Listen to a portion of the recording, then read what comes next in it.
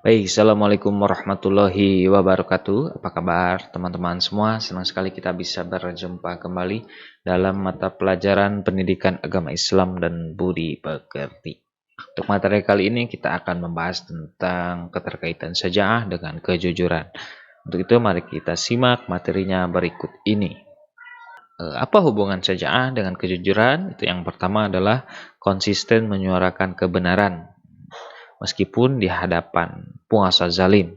Itu hanya dilakukan oleh para pemberani. Sebaliknya, para pengecut hanya menyampaikan yang diinginkan oleh penguasa. Harus konsisten dalam menyuarakan kebenaran, tidak peduli siapa pemimpin kita,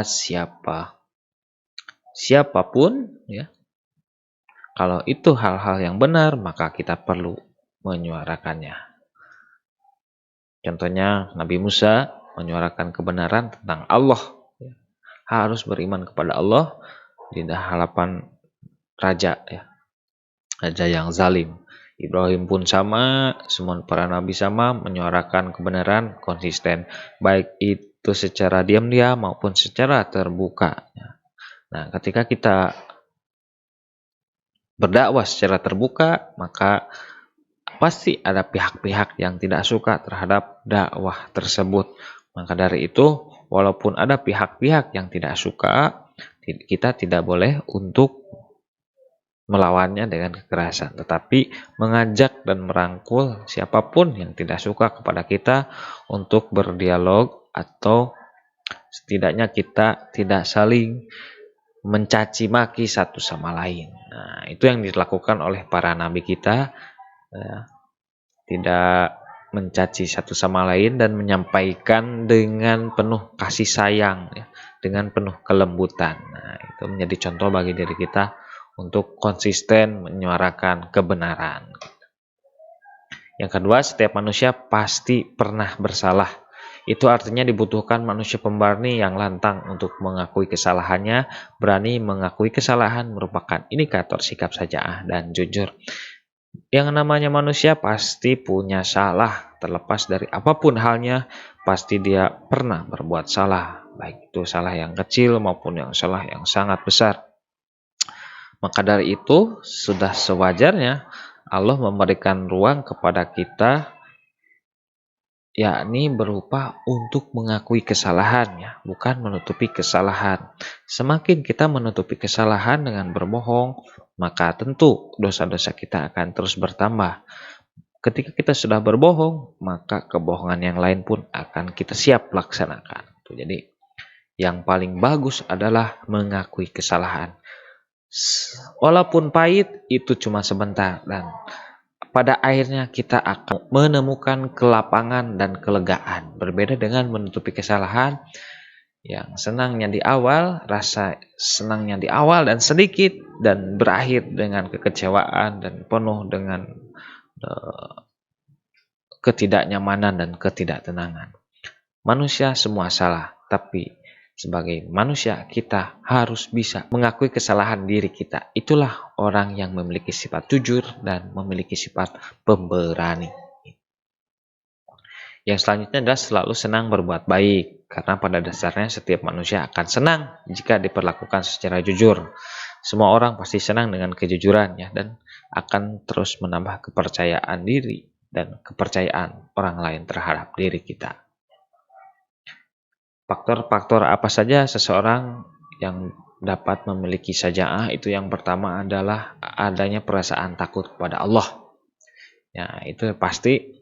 Yang pertama modalnya adalah rasa takut kepada Allah. Ketika kita akan melakukan suatu hal untuk menutupi kebohongan, kecurangan, ataupun hal-hal negatif yang lainnya, kita harus takut kepada Allah bahwa semua itu Allah mengetahuinya, semua itu tercatat dengan baik oleh para malaikatnya, semua itu tidak akan lepas dari peradilan Allah Subhanahu wa taala.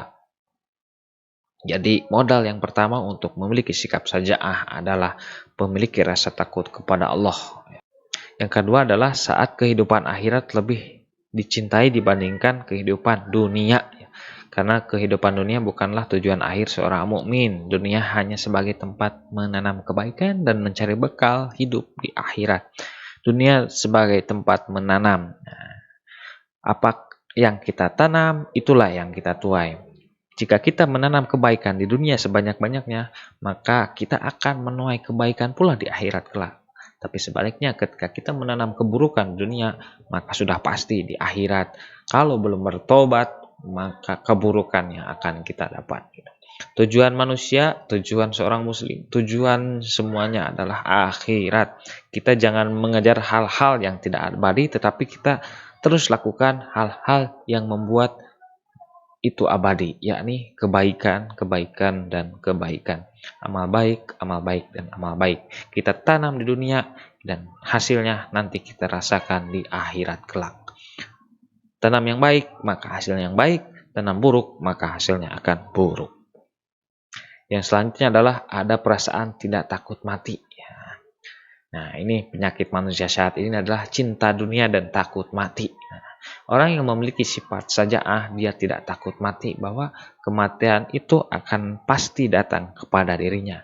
Maka dari itu, orang-orang yang memiliki sikap saja'ah, dia selalu mempersiapkan kematiannya dengan sebaik-baiknya. Karena tidak tahu kapan mati, bisa saja nanti atau besok, maka dia akan terus memperbaiki dirinya dan mempersiapkan sebaik-baiknya untuk kematiannya tersebut. Maka selalu berhati-hati dalam berbuat ya. Dan semoga kita menjadi orang-orang yang dianugerahi Allah dengan husnul khotimah. Amin. Yang selanjutnya adalah tidak pernah ragu dengan kebenaran. Ya. Perasaan ragu harus dikikis dengan ilmu, karena ilmu itu yang memerangi dan memudahkan jalan-jalan kesuksesan. Keraguan muncul karena kita tidak tahu, karena kita diam di tidak tahu. Maka untuk menghapus ketidaktahuan itu, maka kita harus mencari ilmu ya. Dengan ilmu kita bisa berjalan di atas cahaya yang terang benderang gitu. Karena segala sesuatunya terlihat dengan jelas. Segala sesuatunya bisa kita raba dan kita lihat dan kita rasakan dengan jelas. Dengan apa? Ilmu pengetahuan. Akan melakukan sholat, kita harus dengan ilmu. Dengan zakat, berbisnis, apapun yang lainnya, semuanya harus dengan ilmu. Maka dengan ilmu akan menghapuskan keraguan-raguan dan meyakinkan diri untuk selalu berbuat kebenaran. Dan tidak ragu untuk berbuat benar. Mencari ilmu. Yang selanjutnya adalah tidak menomorsatukan kekuatan materi. Percayalah bahwa setiap materi itu tidak abadi ya. Yang nomor satu tetap Allah Subhanahu wa Ta'ala. Contohnya kita ingin makan gitu. Setiap orang berpikir ketika ingin makan, maka yang dipikiran yang pertama itu pasti uang ya, untuk mendapatkan makanan tersebut. Padahal pintu-pintu untuk mencari makan itu banyak. Mungkin kita bisa dapat dari sering bersilaturahmi, bisa dengan jalan usaha atau menanam, bisa dengan jalan usaha yang lainnya. Asalkan kita mau bergerak, maka pintu-pintu tersebut banyak terbuka lebar. Jadi ketika kita tidak punya uang, maka kita tidak akan pusing memikirkan untuk hal-hal tersebut ya. Karena Allah menjanjikan tidak hanya satu pintu, tetapi banyak pintu yang lain untuk meraih sesuatu tersebut. Contohnya kita ingin melanjutkan kuliah, karena kita tidak punya biaya, maka kita stuck di situ, tidak kemana-mana. Padahal pintu untuk meraih tersebut sangat banyak. Bisa dari dengan beasiswa, mengakses beasiswa, bisa dari dengan hal apapun, dan diakhiri dengan banyak berdoa pada Allah Subhanahu wa Ta'ala. Maka itulah pintu-pintunya harus kita buka semaksimal mungkin dan sebanyak-banyaknya supaya peluangnya juga semakin besar. Jadi tidak menomorsatukan materi, tetapi menomorsatukan Allah Subhanahu wa Ta'ala dengan pintu rahmatnya yang banyak. Yang selanjutnya terbiasa tawakal dan yakin akan adanya pertolongan Allah Subhanahu wa Ta'ala. Menyerahkan diri sepenuhnya kepada Allah Subhanahu wa Ta'ala, bahwa yakin apa yang kita lakukan ini adalah semata-mata hanya untuk beribadah kepada Allah Subhanahu wa taala. Dari keyakinan itu maka kita yakin bahwa pertolongan Allah itu akan datang kepada kita dan akan terus menaungi diri kita dengan rahmat dan keberkahan. Itu saja yang bisa saya sampaikan. Mudah-mudahan ada manfaatnya. Semoga kita termasuk orang-orang yang memiliki sifat sajaah dan berani menyuarakan kebenaran. Terima kasih. Assalamualaikum warahmatullahi wabarakatuh.